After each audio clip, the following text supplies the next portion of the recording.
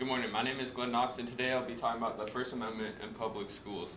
The First Amendment is what makes America different from every other country, but some people believe that the students' rights brought by the First Amendment are being violated in schools.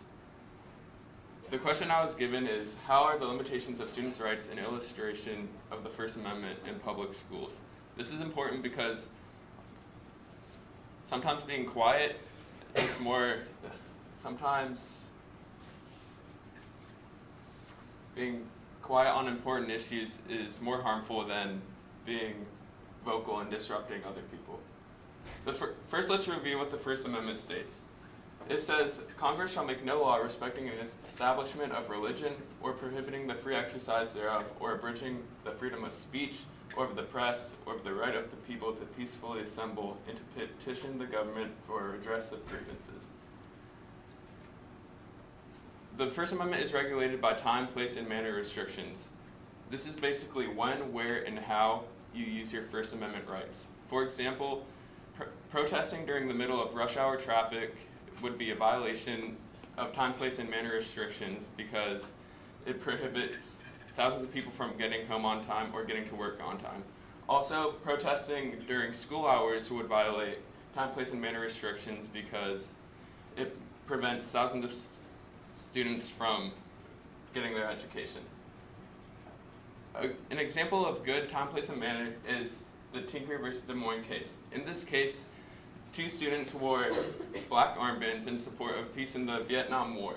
At first, the school determined this to be disruptive, but the Supreme Court ruled that this was an example of pure speech, and had there not been controversy with the armbands, it wouldn't have been disruptive.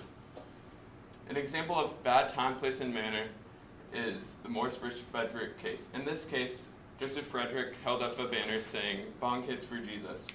This was protesting the event taking place for the school and was causing a lot of disruption and was clearly not serious, and therefore it violated the time, place, and manner restrictions. Although there are restrictions, that does not mean that all the rights are taken away. In lieu of the Parkland shootings, many schools held school-wide assemblies for students to voice their opinions on the controversial issue, and this proves that given the right time, place, and manner, students do have the chance to speak their mind. My solution is simply to educate students on exactly what time, place, and manner restrictions are.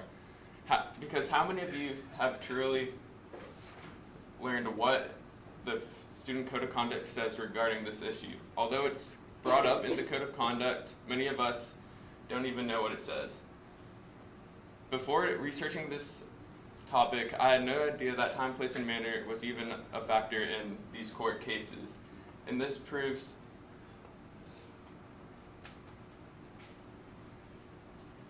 that schools have not done enough to get this point across, that time, place, and manner is truly a big factor.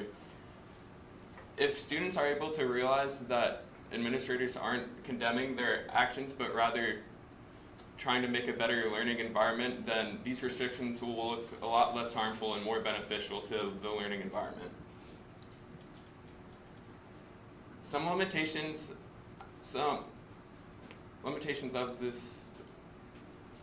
of my solution is that as long as students understand what time, place, and manner is, then they will be able to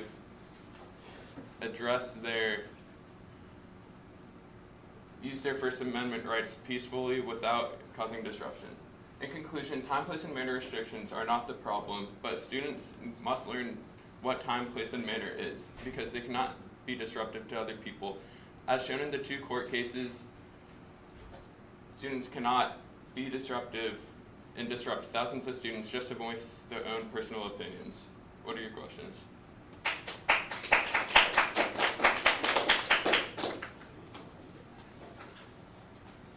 All right, first question. What information did you gather that you didn't use, and then why didn't you use it?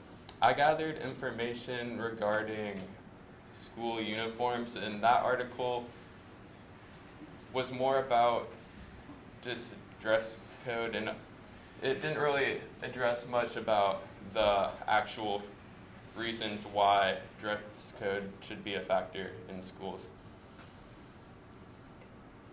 All right, and next question. If you had more time, what additional research would you conduct? If I had more time, I would interview students in this school, because even our school had the school held walkout, and so it would have gathered a lot of information regarding that topic. All right, cool. Thank you.